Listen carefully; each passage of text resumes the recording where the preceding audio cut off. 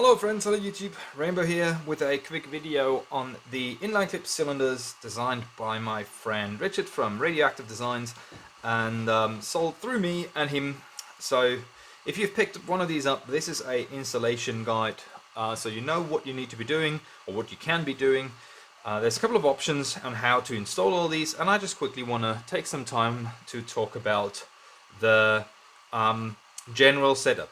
So Trip has done several videos on how to set up the individual components as well, so I'm going to link his videos. I'm going to make sure I'm going to link his channel. Make sure go check out his channel. But for all of you who have purchased one of these cylinders through me, thank you very much. This is a little installation, let's say guide, because it's actually rather straightforward.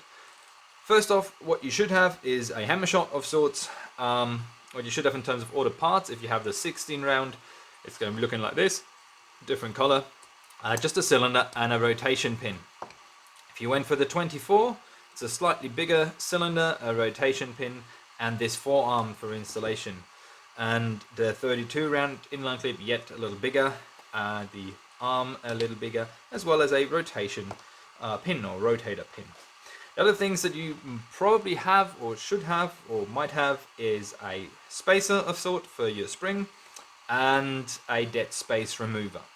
These I have already attached a 2mm craft foam.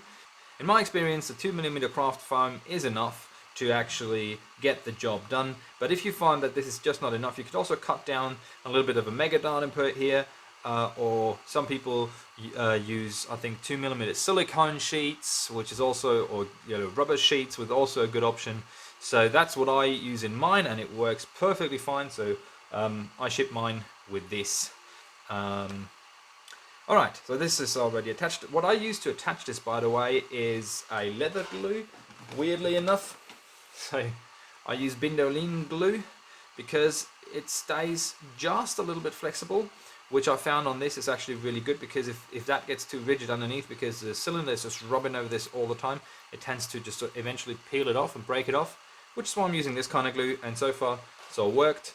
I'll let you know if I have what the experience is. Alright, so the 16 round is pretty straightforward. You don't have to do any shell cutting, so it's just a drop in. But for the other two, you obviously have to cut the shell. Now, this one has already been cut, but there's different ways of where you can cut the shell. Like this cut is the one that Trip originally suggested, which is why I did that. But I've also seen people cutting off the shell right here, so leaving that entire bottom arm and just cut off here. Like this piece has to go for sure, yeah, because that's the cylinder sticks out to about here. But the bottom one is optional. So where you want to place this cut, now you can even go here or here. Where you want to place this cut down here is completely up to you. This one will be a really short look. This one will leave a little bit of more of a beefy kind of look, but that's what you can do. Anyways, however you're going to cut this, save the screws. Like you're going to need these screws. You're going to need two nerve screws for the new setup, and I'll explain where they go. So what you do first, whatever you cut, you open up, and it looks like this. Now let's talk about the dead space remover first, okay? Whether or not you have gotten this edition, you may skip if you want, but what you need to do, this replaces the original AR, and you can see this is already in place in this particular setup, okay? So the original AR is held in place with two clamps on this side, one, and on the other, there's one on the other side. You got to cut them off, and as you can see, you got to cut them flush to this line, like really, really flush, okay? And then you take off the AR, and then everything that comes out, you take everything out, and on the inside, you clean this out with an X-Acto blade, like this, just around the inside. It's pretty easy. You can see what it needs to look like, what the cutout needs to look like, so you need to clean up so this fits in very snug. And then, before you attach this, degrease this, because normally there's some loop on this, so degrease that. And then use some form of epoxy glue or whatever you have to attach this to here. But you can see this has to go all the way up. So it's worth trying a demo fit without glue, just to see if you have cut it all right. Because if that sticks out like 2mm, it's going to be too far forward. So that has to be a snug fit. Okay. If you want, there's a full-on tutorial, like build video on my Patreon. I'm gonna put the link in the description. If you choose to support me on Patreon, you have an access to a full-on build like this. But it's rather straightforward, so I'm pretty sure that you get it off what I just said. Okay, the other thing, spring spacer. You might have a solid spacer. You also might have that cheese spacer. The cheese spacer is for weight reduction purposes, because the way I've installed the spacer here is actually how you should install a spacer. The spacer should be down here, because this way the spacer doesn't travel with the hammer, and therefore it doesn't add weight to the hammer. But installing the spacer down here is a little bit tricky. So the easier way would be installing the spacer up here. So putting the spacer first and then the spring. That's why Trip designed this cheese spacer. So this can sit up here and adds as little weight as possible. So this is why this looks like this. And it's still sturdy, so like this won't break. Well, at least with the spring loads that we have here. So if you can, install it down here to not add weight here to get even more performance. But you know, if you have it up here, that's also fine. All right. Now, off to these components. I'm going to take this one. So with the new design, one of the screws that you take out of the cut goes in the front here. And with the 24, you can see it's already installed. It's going to add some stabilization to the front bit, because people have reported that these broke on them, which is why this goes in there. Honestly, I never broke one of mine. Trip never broke one of his, so we don't know what the issue is. But this is where the one screw goes. Don't over tighten it, just nice and tight and flat. Okay, the second screw is used to screw in this. Previously these used to be glued in, like those ones here, but if you end up messing this up, because if it gets stuck and you pull and you eventually you could potentially break something here, this cannot be swapped anymore because it's glued. This one can be swapped because it will be screwed. So the screw goes in from the back here, and when this is, you stick this in here and then you screw it through here. And yeah, I recommend whatever you do before you fully install this, like just put it in like I just did, just stick it in there, no screws, no glue whatsoever, and then try if it rotates properly. I test every one of my rotators before I send them out, so normally they should work just fine. But if, however, in transportation or like the building or whatever process, some of the tooth got knocked in some sort of sense, it might have some issues. So before you glue and before you screw them in, just stick them in, see if they work, and then take them out again, and then solidly attach them. So this is where they go. Now this goes in here, nice and easy, and you should be able to easily turn this without any trouble. Now what I like to do is I take this one out because it makes my life easier. Put this in here, and now remember that this gap needs to sit right here, like this thing needs to sit in between here.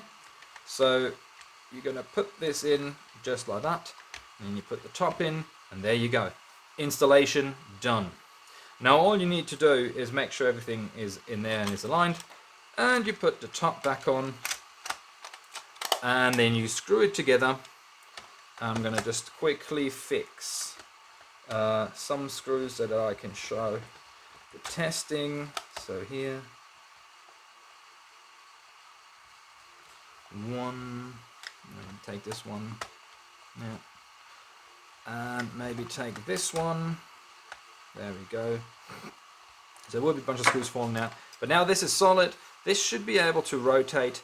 In general, these cylinders are very tight fit. So because of the inline clip and the walls being so thin, they can't physically be any smaller.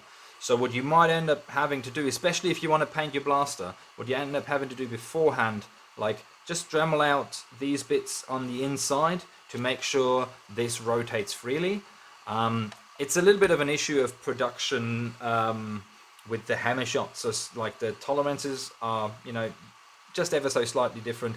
And so I have had Hammershots where this rotates just fine without any work that I need to do. And I've had Hammershots where I had to send out like this bit here, this bit around there, and this bit, so that this can rotate freely. This is still rubbing a little bit, but that's fine.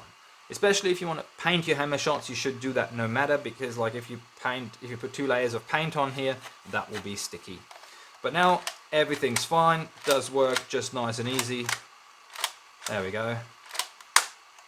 Try not to dry fire the blaster because there's no AR in it anymore, but all nice and easy. Sweet. So take this apart again, just to show you what I mean. So top here, top here, top here, and there. Right on. Oops, I don't want to lose that. No, who's this? Why is it? What? No, it's you. Why is it you? Okay, interesting.